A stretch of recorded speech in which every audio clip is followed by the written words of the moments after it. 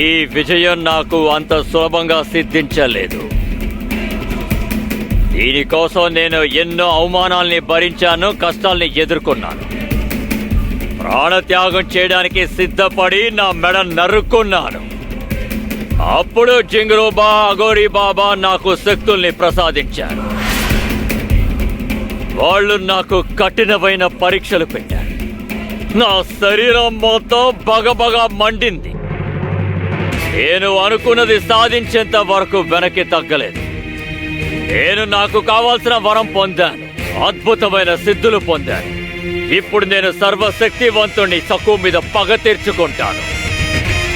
నేను ఆ సకు రూపంలోకి మారి నేను ఏ ప్రదేశానికైనా ఎప్పుడైనా కన్ను మూసి తెరిచే లోపు వెళ్ళిపోగలను.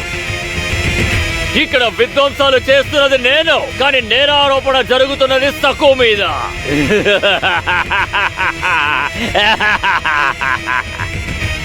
దీనిని ఏమంటారు? దీన్నే అంటారు ప్రతీకారం తీర్చుకోవడం అని.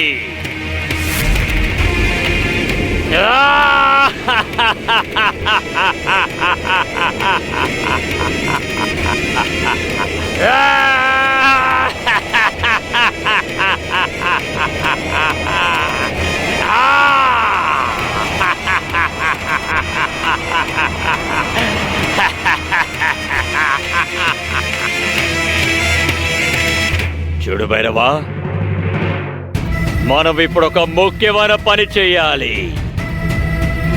పౌర్ణమిలోపు ఈ ఊళ్ళో వాళ్ళందరూ సకుని మంత్రగత్తు అనుకోవాలి. వాళ్ళందరూ సకుని ద్వేషించాలి.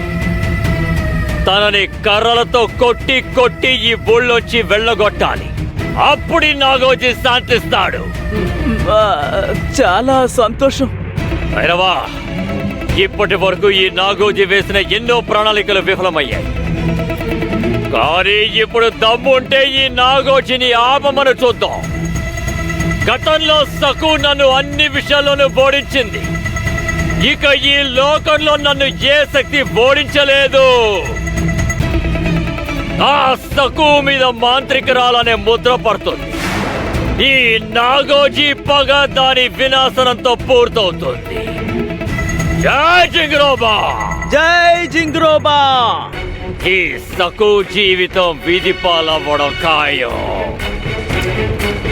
చూస్తూ ఉండు భైరవా, అంతా నాకు అనుకూలంగా జరుగుతుంది.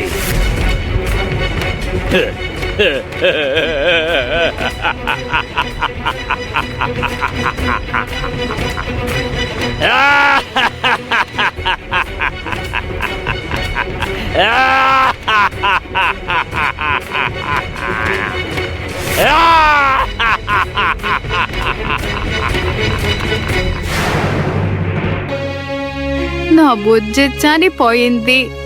నా మేక చనిపోయింది శాంతమ్మ. దాన్ని నేను బిడ్డలా పెంచుకున్నాను.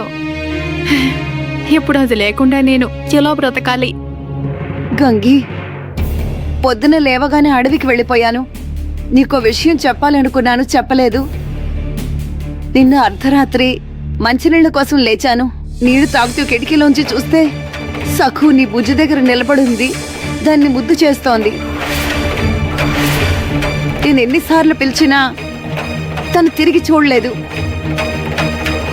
చాలా విచిత్రంగా అనిపించింది. అందుకే ఇంట్లో నుంచి బయటికి వెళ్ళాను. కానీ అక్కడ సఖు లేదు, బుజ్జి కూడా లేదు. ఒకవేళ సఖుని బుజ్జిని తీసుకువెళ్ళుంటుందా? ఏం జరిగిందో తెలీదు. వాళ్ళిద్దరూ నాకు అక్కడ కనిపించలేదు. అసలు ఇది నిజంగా జరిగిందా లేక నేను భ్రమపడ్డానో కూడా తెలియట్లేదు. సఖు సఖు తెల్లేందుకు బుజ్జిని తీసుకువెడుతుంది.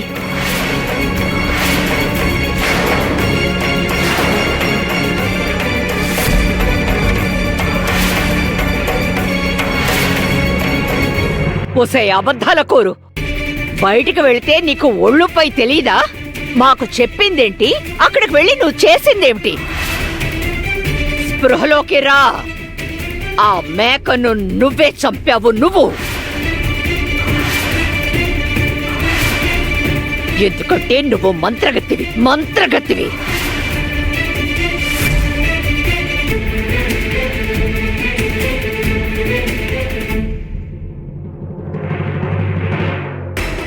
అమ్మా దుడ్డుకర తీసుకో, ఈ మాంత్రికురాలికి భర్త పూజ చెయ్యి.